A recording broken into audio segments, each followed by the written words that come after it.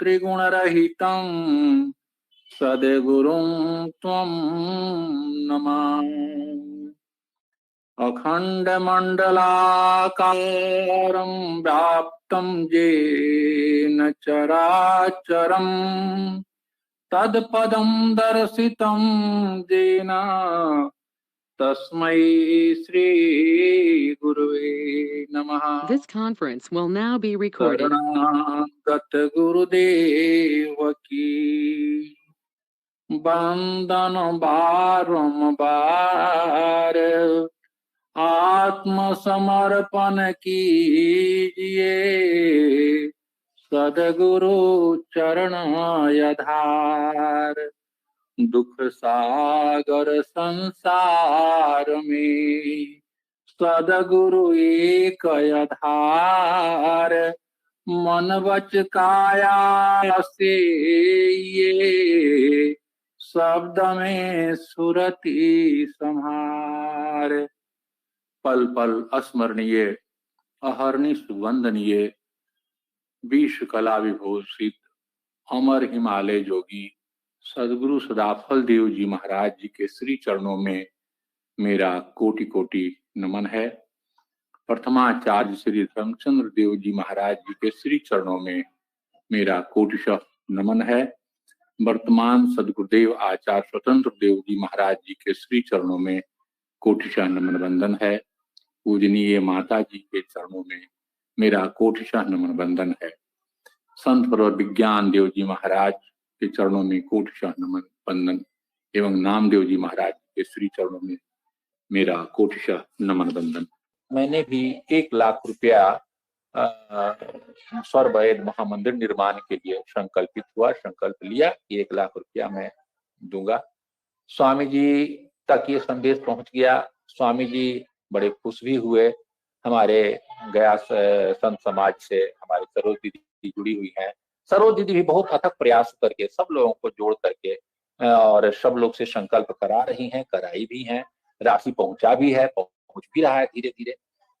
पर एक बात जो मेरे जीवन में आया, मैं जो अपना संस्मरण जो बता रहा हूँ कि स्वामी जी संकल्प पूरा करने में किस तरह अपना योगदान देते हैं।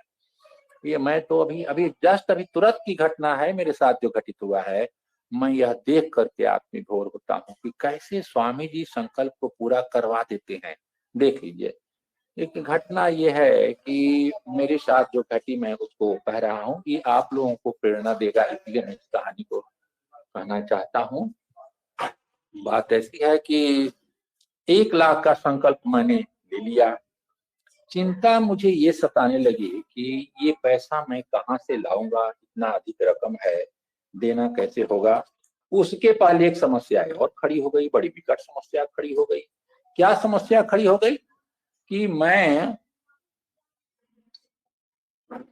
जब सेवानिवृत्त हुआ और हमारा जो पैसा मिलने वाला था बैंक से, तो उसी क्रम में मैं जब बैंक गया तो बैंक के जो स्टाफ थे, मेरे एक जान पहचान के थे, उन्होंने मुझे एक LIC करा दिया कि आप LIC करा लीजिए। इसमें आपको प्रत्येक साल 1-1 लाख रुपया जमा करना होगा 5 साल तक, और 5 साल जमा करने के बाद 5 लाख जब जमा हो जाएगा तो 5 साल तक आपको कुछ नहीं मिलेगा, और 5 साल के बाद आपको फिर जितना दिन जीवित रहिएगा प्रत्येक वर्ष 1-1 लाख रुपया आपको मिलता चला जाएगा। मैंने सोचा कि घाटे का सौदा नहीं है, यदि जितना दिन जिएंगे, नहीं जिएंगे तो मरने के बाद जिसका आप नॉमिनी में नाम दे दीजिएगा वे उनको सारा पैसा जोड़ करके भुगतान कर दिया जाएगा। तो मैंने 4 साल तक 1-1 लाख रुपया करके 4 लाख पूरा कर दिया। इस बीच 2 लड़के हमारे हैं। अब दोनों लड़के एक रांची में रहते हैं, एक गया में रहते हैं। अब दोनों का डिमांड हुआ कि हमारा गया में मकान बनना चाहिए, वो कहा कि रांची में बनना चाहिए। दोनों के लिए जमीन खरीदा, दोनों को मकान बनाया, मकान बना के दोनों को अपना अलग अलग कर दिया। अब मेरे पास पैसा बचा नहीं था। अब शादी विवाह बच्चियों को करना है, पोती को शादी विवाह भी करना होगा, घर का खर्चा भी चलाना होगा। अब पेंशन में पैसा आधा हो गया, कैसे चलेगा काम। खैर ये सब तो चीज ठीक था, पैसा तो कम गया, पैसा रहा नहीं उतना। अब मुझे चिंता हुआ कि 1 लाख रुपया मैं ये लास्ट मेरा LIC का प्रीमियम भरने का समय था, 1 लाख रुपया मुझे भरना था। अब पैसा था नहीं, उधर 1 लाख रुपए का संकल्प भी ले लिया महामंदिर निर्माण के लिए। अब मुझे सताने लगी चिंता कि कैसे मैं 1 लाख रुपया, फिलहाल तो नवंबर में 23 नवंबर को हमको 1 लाख रुपया जमा करना है LIC का प्रीमियम। यदि मैं नहीं जमा करता हूं तो मेरा वो पैसा जो है सो रह जाएगा, इसी तरह से हमको पैसा रिटर्न मिलेगा नहीं, और जब हम मरेंगे उसके बाद वो पैसा मिलेगा। बहुत चिंता हुई कि 1 लाख रुपया किसी तरह इंतजाम बात कर लेते, कैसे डाल देते तो हमारा पूरा हो जाता, तो अब निश्चिंत हो जाते। देखिए सदगुरु की कृपा, कैसे कृपा करते हैं मेरे मालिक। ओ हो, आंख से बरबस आंसू चलने लगता है। यही चिंता में मैं सोच रहा था क्या करें क्या करें। बहू से भी कहा, बेटा से भी कहा, कैसे जमा करें, 23 नवंबर को देना है, कैसे पैसा जमा होगा। तो बहू ने एक उपाय सुझाया। बहू कही कि पापा ऐसा है कि इनके नाम पर, माने मेरे लड़के के नाम से बहुत पहले, आज से 20-22 साल पहले LIC पॉलिसी करवाया था। उसमें कुछ पैसा जमा हुआ था, उसके बाद वो पैसा जमा नहीं होने के कारण वो पॉलिसी बंद हो गया। मुझे पता भी नहीं था कि वो पॉलिसी में कितना पैसा जमा हुआ, क्या हुआ, नहीं हुआ। कोई कागज पत्र भी नहीं है उसका, जो LIC का जो कागज होता है, जो पेपर होता है, वो पेपर भी नहीं था। केवल एक आध दो रसीद था जिसमें वो पैसा जमा किया था, उसका पॉलिसी नंबर केवल, और कुछ नहीं था मेरे पास। अब चिंता हुई कि बोली कि पैसा पूछिए ना, देखिए ना कि पैसा जो जमा हुआ था कितना जमा हुआ है, जो एजेंट है उनसे जरा बात कीजिए। मैं मॉर्निंग वॉक में जाता था तो LIC के जो एजेंट जो पैसा जमा करवाए थे वो भी घूमने के लिए जाते थे। तो उनसे मैंने कहा कि अशोक बाबू देखिए ना, वो पॉलिसी जो मेरा लड़के के नाम से किए थे आप, और कुछ दिन पैसा जमा हुआ उसके बाद नहीं जमा हुआ, तो जरा देखिए तो कि कितना पैसा है उसमें। तो बोला कि कोई कागज पत्र है उसका। तो आकर के हम पूछे, बोले नहीं कोई कागज नहीं, केवल ये रसीद एक आध तो रखा हुआ है, बाकी सब कुछ नहीं। तो हमने कहा कि रसीद केवल है जी, कैसे क्या होगा। तो देखेंगे रसीद दिखाइए। तो रसीद उनको दिखाए, बोले कि अच्छा हम 1100 रुपया लगेगा, पूरा पेपर निकल जाएगा। मैंने कहा कि ये लीजिए 1100 रुपया लेकर के पेपर निकाल दीजिए।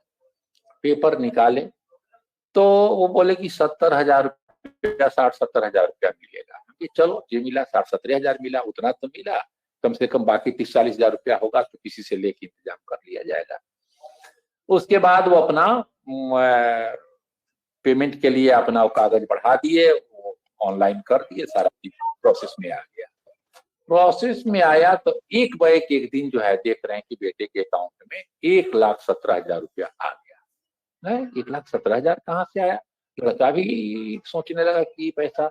तो फिर मैंने एजेंट से पूछा, बोला वो काम जो आपका जो फाइल बढ़ाया था ना, तो शायद वो इंटरेस्ट वगैरह जोड़ जाड़ के उतना रुपया आया हो गया है, वही पैसा है आपके लड़के के अकाउंट में ट्रांसफर हुआ। मैं तो सुन करके अवाक, हे गुरुदेव ये क्या किए आप, कैसे कैसे व्यवस्था करते हैं मेरे गुरुदेव, वाह। माने हम सोचे तक नहीं थे, कल्पना तक नहीं किए थे कि इस तरह का पैसा मेरे पास मेरे खाते में आ जाएगा। और देखिए यही कल जाकर के, परसों जाकर के मैं बैंक गया हूँ, और जाकर के बैंक वाले से कहा कि भाई मेरा प्रीमियम काटे नहीं आप। बोला 23 तारीख को आपके खाते में पैसा नहीं था, 60,000 रुपया मात्र था, तो कैसे काटता। मैं कहा कि उसके बाद भी तो देखते, पेमेंट जो हुआ उसमें से तो आ गया था पैसा। बोला वो तो मैं ध्यान नहीं दिया, मैं आप आपको काट लीजिए। परसों जा करके मैं उसको 1 लाख रुपया कटवा दिया LIC। अब उस झंझट से मैं मुक्त हो गया। अब मुझे चिंता सता रही है कि स्वर्वेद महामंदिर धाम के लिए मुझे 1 लाख रुपया देना है। मैं अपने बाल बच्चों को कह दिया कि देखो तुम लोग को ये पैसा मिल गया, अब हमको डिस्टर्ब मत करना, अब प्रत्येक महीना 10-10 हजार रुपया करके मैं कटवा दूंगा, 1 लाख रुपया हमको जमा करना है तो करना है। तो मेरे मित्रों, आप जब सेवा करने के लिए चलिएगा तो आप क्या सेवा करेंगे, सेवा तो सदगुरु स्वयं करवा लेते हैं आपसे, आप सब व्यवस्था वो कर देते हैं। केवल भरोसा रखना है, परमात्मा पर भरोसा रखिए, सदगुरु पर भरोसा रखिए। वो कैसे कैसे आपसे काम करा, कहां पर भगवान श्री कृष्ण ने कहा कि अनन्यास चिंतयन्ते माम जे जना पर्युपासते तेषाम नित्याभियुक्तानां योगक्षेमं वहाम्यहम्। भगवान श्री कृष्ण केवल अपने लिए नहीं करें, सभी के लिए लागू होता है। जो जिनकी चिंता करता है, चिंतन करता है, सदगुरु की चिंतन आप कीजिए, देवता के चिंतन कीजिए, परमात्मा का चिंतन कीजिए, तो जो जिनका चिंतन करते हैं उनका वो धर्म होता है कि वो जो है सो अपने शिष्य को, अपने भक्त को ये जो है सो दुख से, कष्ट से उसको उबार दें।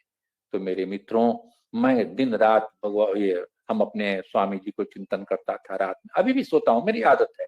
जब मैं सोने लगूंगा तो सदगुरु का चिंतन करूंगा, लगातार चिंतन करूंगा, सोचूंगा हे सदगुरुदेव, ये जो शरीर भी मेरा दिया हुआ है तो सदगुरु का दिया हुआ है। हे प्रभु, आपका दिया हुआ शरीर आपके काम में लग जाए। आप, मैं जब हूं तब तो पैसा भी आया, मैं न रहता तो पैसा कहाँ से आता प्रभु। इसलिए आपको जितना हो सकेगा मैं काम करूंगा, दान दूंगा और मैं हर काम में तत्पर रहूंगा। आज देखिए जाड़े का मौसम है, शरीर भी काम उतना नहीं करता है, कमर वगैरह दर्द करता है, लेकिन अब जाना है हमको पटना ऑडिट करने के लिए। इसी जनवरी के महीना में, इस भीषण ठंडी के मौसम में भी मुझे जा करके वहां पर ऑडिट करना है, तो करना है। मैंने पीएन सिंह अध्यक्ष महोदय को कह दिया कि जनवरी महीना में मैं जाकर के, ये कार्यक्रम केवल समाप्त हो जाता है उसके बाद मैं जाऊंगा, जाकर के काम करूंगा। मेरे मित्रों, आप अगर दृढ़ प्रतिज्ञ रहिएगा कि मुझे सदगुरु की सेवा करनी है, तो कोई ताकत नहीं है कि आपको कोई रोक सकेगा। आपको दृढ़ता के साथ खाली खड़ा होना चाहिए, मैं करूंगा तो करूंगा। और यदि आड़े कहीं आता है कोई चीज, कोई अगर बीच में अगर बाधा आता है, तो उस बाधा को दूर करने वाले हमारे सदगुरुदेव हैं। आप, मैं तो बराबर देख रहा हूँ, पर पल पल देख रहा हूँ, मैं जहां कहीं भी जाता हूँ, ऑडिट करने के लिए जा रहा हूँ, कहीं दिक्कत हो रही है, सदगुरु को चिंतन करते हुए, एक तो सदगुरु को प्रणाम करते हुए, मैं जिस रूम में रहता हूँ सबसे आगे वाला कमरा है, उसमें सदगुरु का 4-5 फोटो लगा के रख दिया हूँ बड़ा बड़ा। मैं जब भी जाता हूँ ताकि चलते समय, आते समय सीधा नजर इनके ऊपर पड़े, तो इनको प्रणाम करके जाता हूँ। जैसी बाहर से आता हूँ, हे सदगुरुदेव मैं आपकी कृपा से चलाया।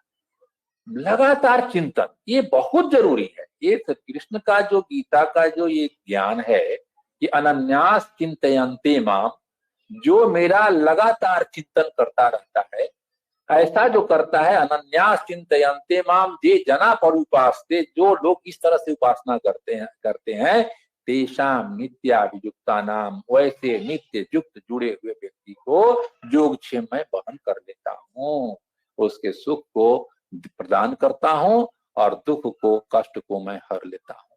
ये काम हमारे सतगुरुदेव करते हैं, मैं बराबर देखता हूँ।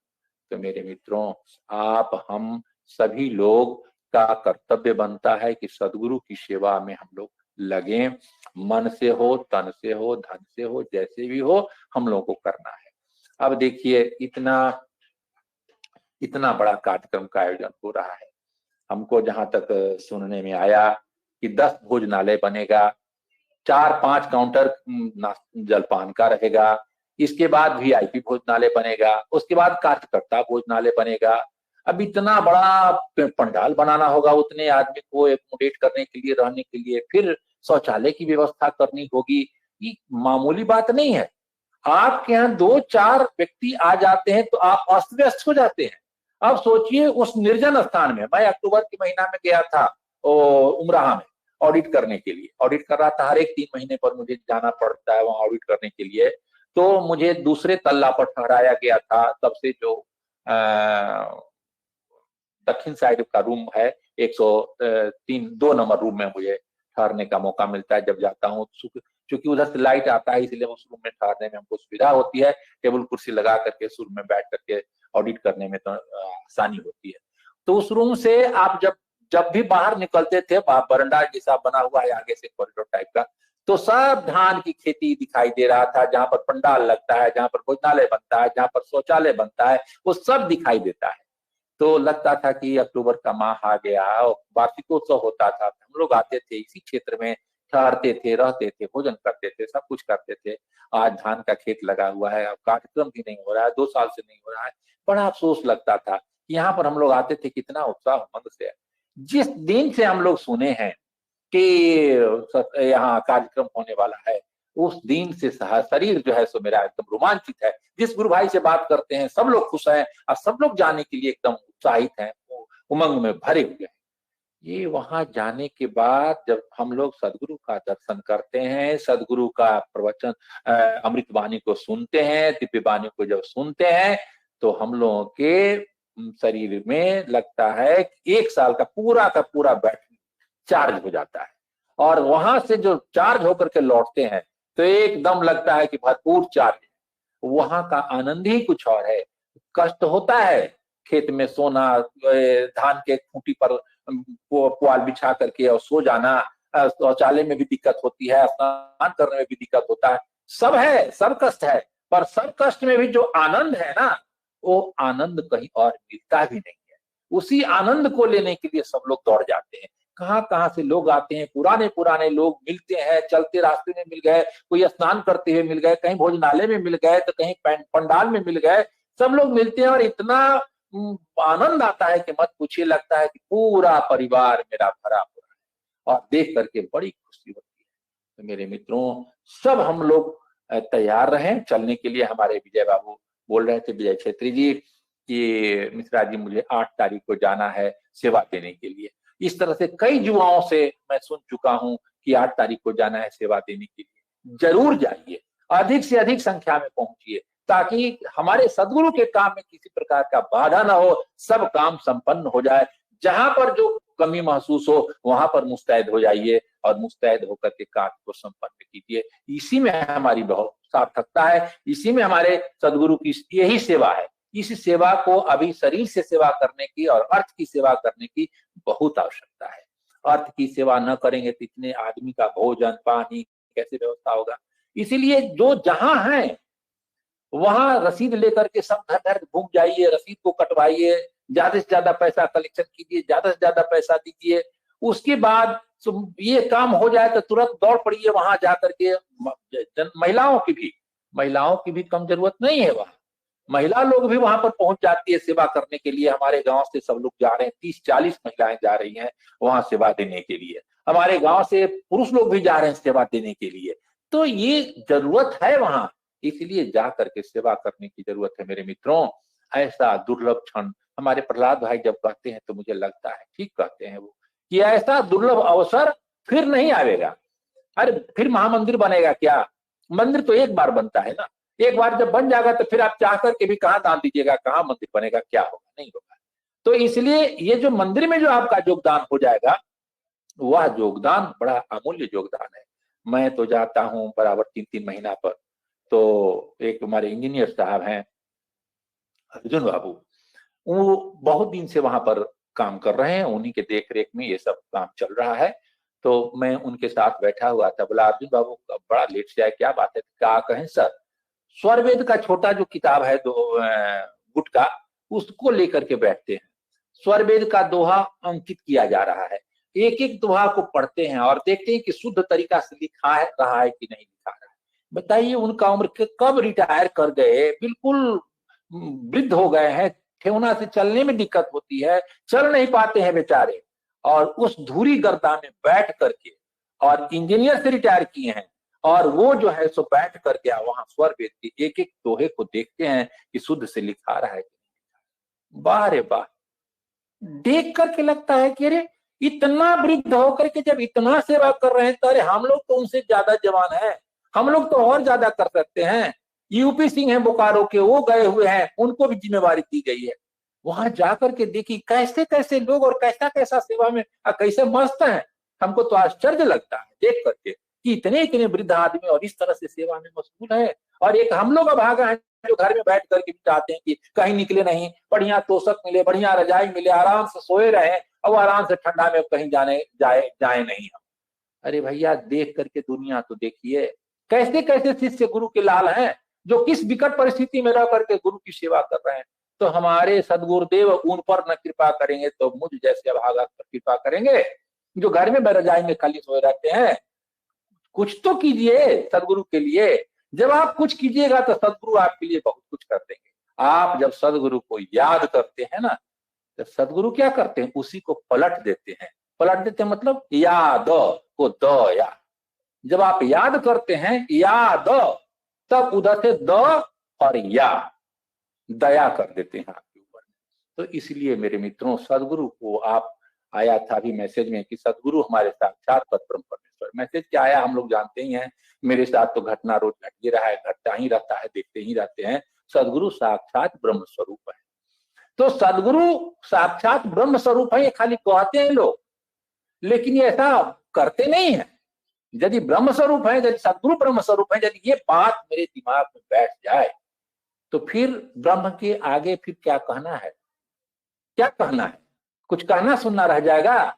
लेकिन ये केवल बोलते हैं, मन में भाव लाते नहीं। यदि ला दीजिएगा ये भाव कि मेरे सदगुरु ब्रह्म स्वरूप हैं, तो फिर कुर्बान हो जाइएगा। फिर तो आपके लिए सदगुरु, सदगुरु के लिए आप दोनों बराबर हो जाएंगे।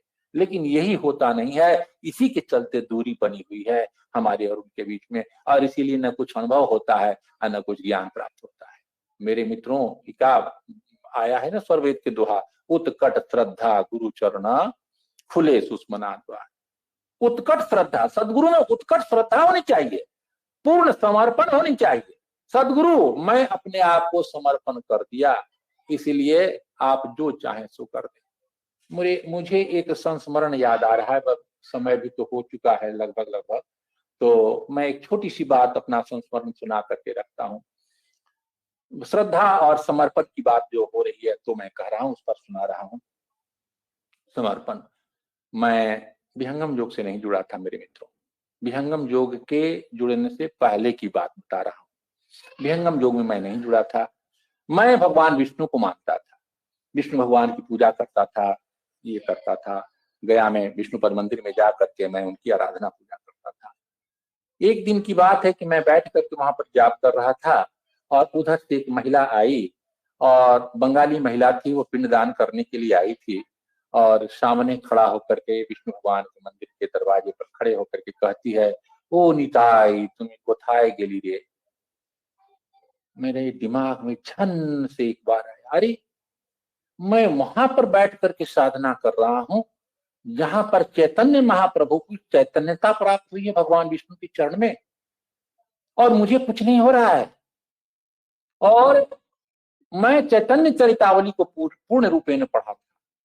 तो चैतन्य चरितावली में बात आई थी कि चैतन्य महाप्रभु गया में आकर के, और जब वो समर्पण किए विष्णु भगवान के चरण पर, तो उसी समय बेहोश होकर वही चरणों पर गिर गए, और वहीं से उनकी चैतन्यता प्रारंभ हो गई। इसीलिए चैतन्य महाप्रभु का नाम पड़ा चैतन्य। तो उनका नाम था निमाई, निमाई नाम था, लेकिन वहां चैतन्य हो गए, इसलिए वहीं से उनका नाम बदल के रखा गया चैतन्य महाप्रभु। चेतना उनकी जग गई। मुझे लगा कि अरे मैं एक ऐसा भागा हूं कि मुझे कुछ नहीं हो रहा है, तो इसका मतलब कि मैं समर्पण नहीं किया हूं। मैं तत्काल उठा, सुबह का समय था, 10 बज रहा था। सवेरे से 6 बजे से मैं बैठ जाता था जप करने के लिए, पूजा करने के लिए, वहां बैठ करके बाहर में जाप किया करता था। मैं उठा और जा करके हाथ में जल लिया, अक्षत लिया, पुष्प लिया, पैसा लिया, और संकल्प बोला कि हे नारायण, मैं आपके चरणों में अपने आप को समर्पण करता हूँ। अब मेरा सुख दुख जो कुछ होगा वो आप समझिए। मैंने अर्पण कर दिया, और उसके बाद मैं चला आया, फिर अपना जाप उप करके समय पर अपना चला गया। अब देखिए रात्रि का समय है, वहां पर शाम को समय जब पूजा होने लगता है तो कोई आदमी चरण को स्पर्श नहीं कर सकता है। पूजा जब प्रारंभ हो गया तब से लेकर के कोई रात में नहीं करेगा, और फिर उसके बाद चरण को धो करके बढ़िया से पूजा होता है। पूजा के पश्चात चरण पर जो चरण चिन्ह बनाया जाता है, चंदन से, कुमकुम से, लेप से बना करके बढ़िया से सुंदर से सजाया जाता है। उस समय कोई नहीं छूता है। संजोग देखिए कि जो एक पंडा बैठते हैं और एक पुजारी बैठते हैं। पुजारी जी पूजा करवाते हैं और मंत्र बोलते हैं, और सारा काम वो वही स्वयं करते हैं। तो पंडा केवल जो है सो सामान उठा के देते हैं, पुजारी करते हैं। पुजारी उठे और जाकर के लक्ष्मी जी का वो सब सफाई करने लगे। उसमें से एक बल्ब फूट करके और लक्ष्मी जी के ये में गिर गया था। तो वो तुलसी के पत्ते में बल्ब का फूटना था, उससे पंडित जी का वो हाथ कट गया, खून चलना शुरू हो गया। तो उसके बाद खून चलने लगा तो पंडित जी तो बेचारे बैठ गए। अब उंगली पकड़ के करें तो क्या करें, कैसे पूजा करवाएंगे। तो उनका नाम था विष्णुकांत जी। उन्होंने कहा मेरा नाम पुकारे। बोले कमलेश जी? बोले हाँ विष्णुकांत जी। तो आइए आप भगवान विष्णु का आप करवा दीजिए, कर दीजिए, सब काम आप ही कीजिए। मुझे ला करके और दे दिया और सारा काम सौंप दिया। अब बताइए मैं क्या करता पूजा, मैं रोने लगा। हे नारायण, सवेरे मैं आपको अपना अर्पण कर दिया और आप इस समय मुझे अर्पण कर दिए कि लो तुम्हें पूजा करो, जो एकदम कोई कर नहीं सकता, बाहरी आदमी कोई छू नहीं सकता, हम लोग को छूने का अधिकार नहीं था। तो पूरा का पूरा पूजा मुझसे ही करवाया गया। उस समय की बात है। अब उसके बाद जब मैं विहंगम योग में आया तो मेरी मृत्यु 23 अगस्त 2016 को निश्चित थी। मैं कई बार सत्संग में कह चुका हूं, लेकिन हमारे सदगुरुदेव ने मुझे प्राण की रक्षा की और वो भी प्रथमाचार्य ने मेरे प्राण की रक्षा की। तो प्रथमाचार्य जी के चरण में मैंने अपने जीवन को कहा कि हे मेरे पिता, हे मेरे प्राणदाता, हे मेरे जीवन दाता, आपने जीवन दान दिया, आपने मुझे प्राण दान दिया, तो ये जीवन भी जब तक रहेगा आपके चरणों में ही लगा रहेगा। मैं उनके चरण में अपने जीवन को, अपने शरीर को, अपने मन को, अपने तन को, अपने धन को, सब कुछ मैंने उनके चरणों में अर्पण कर दिया। लीजिए प्रभु, सब आपका दिया हुआ है, शरीर भी आपका दिया हुआ है, मन प्राण सब कुछ आपका दिया हुआ है, ये आपके चरणों में ही मैं डाल देता हूँ। अब आप जैसे बुझाए ले चलिए, जो बुझाए सो कर लीजिए, जो काम कराना है करा लीजिए, मैं आपके लिए हरदम हमेशा तैयार हूँ। मेरे बंधु, मेरा कंबल सोता हमेशा बंधा रहता है। जैसे ही आदेश प्राप्त होता है यहाँ जाना है, ऑडिट करना है, न मैं जाड़ा देखता हूँ, न गर्मी देखता हूँ, न बरसात देखता हूँ, मैं चल पड़ता हूँ। और चल पड़ता हूँ तो चल पड़ा, न मुझे कोई रोकने वाला नहीं है। घर के परिवार लोगों को कह दिया है कि आप लोग किनारे रहिए, मुझे जाने दीजिए, मुझे जो करना है मुझे करने दीजिए। सदगुरु के काम में लेकिन व्यवधान भी कोई नहीं डालता है। मेरे घर में न बेटा व्यवधान डालता है, न पुतोह डालता है। बेटा पुतोह को भी मैंने दीक्षा दिलवा दिया है और सब लोग मुझे फ्री छोड़ देते हैं। मैं फ्री होकर के निर्द्वंद भाव से सेवा करता हूँ।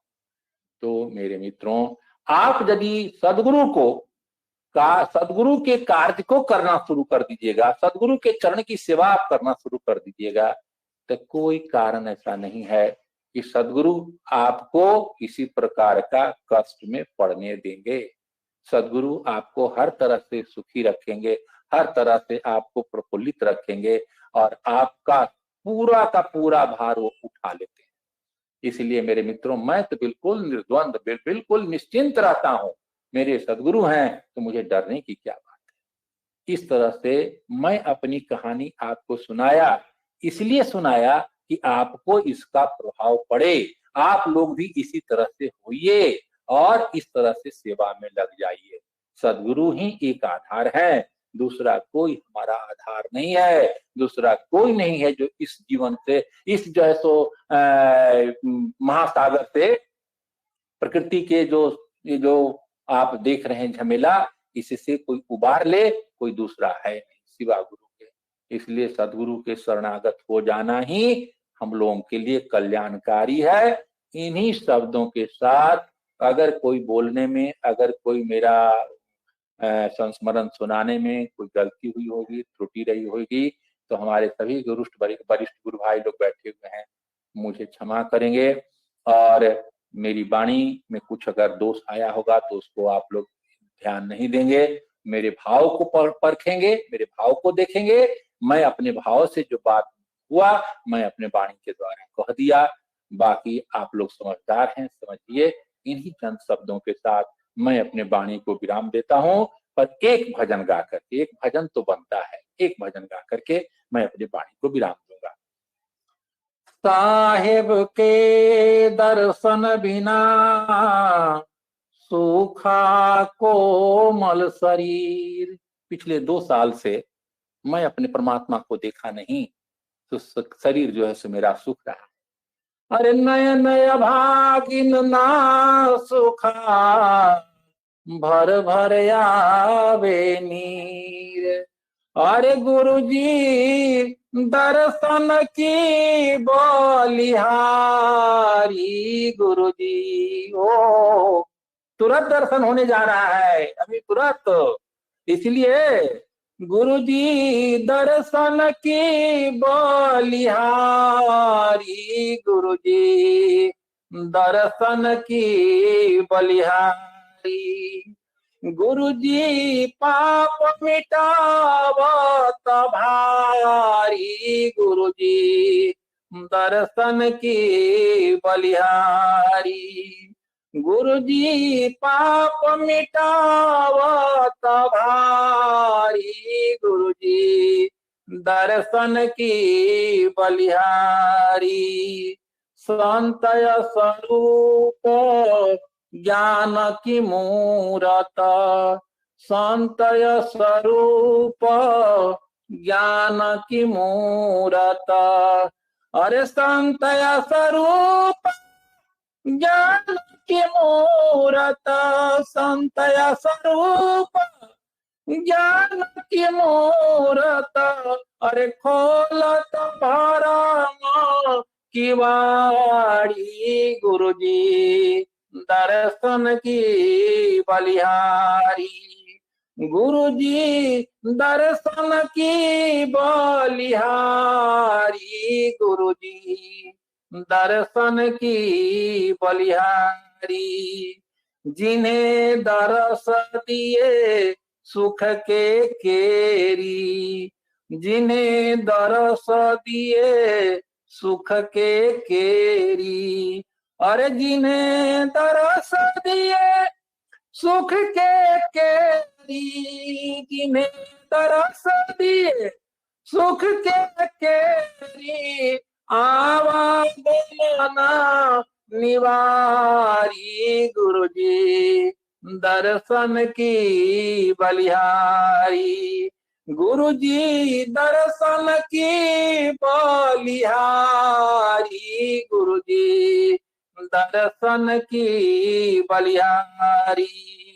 जिन्हें सख स्वरूप कबीर कृपा निधि, जिन्हें सख स्वरूप कबीर कृपा निधि, जिन्हें सख स्वरूप कबीर कृपा निधि। पूर्ण परख बिहारी, गुरुजी दर्शन की बलिहारी।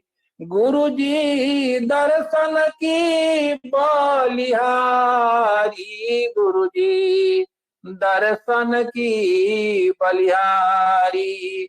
गुरुजी पाप मिटावत भारी, गुरुजी दर्शन की बलिहारी।